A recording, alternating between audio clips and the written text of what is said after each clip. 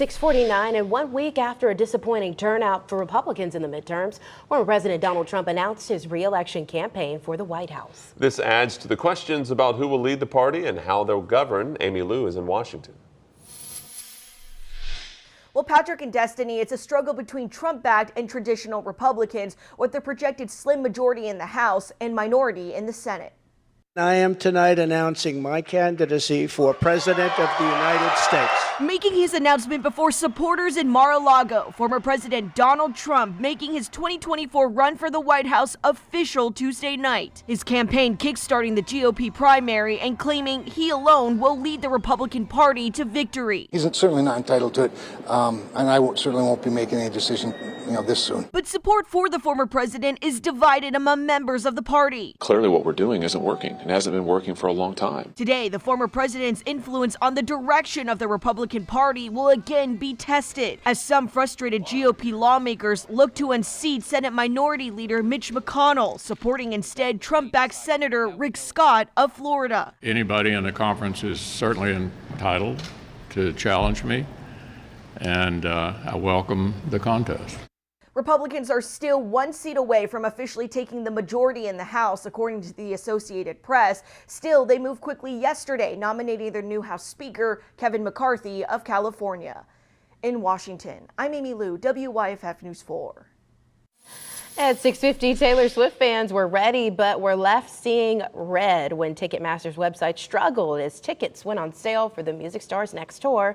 Pre-sale tickets went online yesterday, but created some bad blood as many fans faced crashes and freezing from the Ticketmaster site.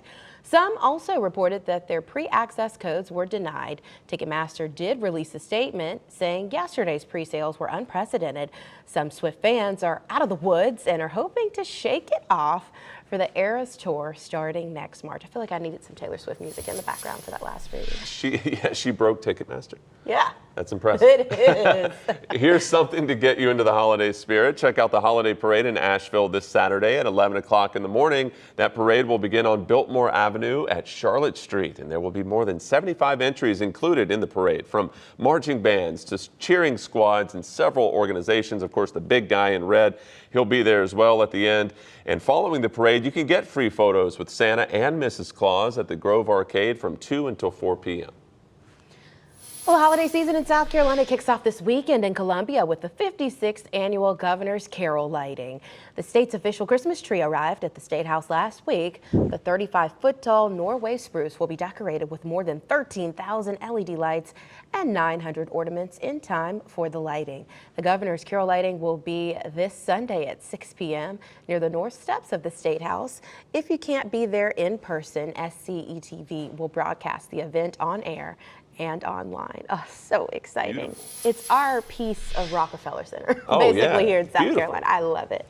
Okay, it's 6:52, and pieces of a Disney movie have come to an Upcountry History Museum in Greenville just in time for the holiday season. It's part of Nutcracker, the exhibition, and it features 7 original costumes and also props from the 2018 Disney movie, The Nutcracker and the Four Realms. The costumes are elaborate and very detailed, as you can imagine. The acquisitions manager for Walt Disney Archives traveled to Greenville from California with these items, and he says it's a joy to share these special pieces with this community. We consider them historical objects that tell the history of the company, history of the films and the TV shows that have been done, but the main reason we take them is so that we can bring them out and fans and the general public can see them up close. Now, Lorenz says the person who designed these costumes also designed the costumes for the recent Disney film Cruella. The exhibit also teaches visitors about the history of the Nutcracker story. It features illustrations from the children's book, The Nutcracker in Harlem, and costumes from Greenville's own Carolina Ballet Theater.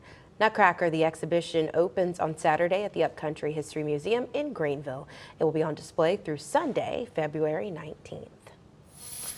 And a special celebration took place at Anderson University. The United Way of Anderson County held its 75th anniversary legacy dinner last night.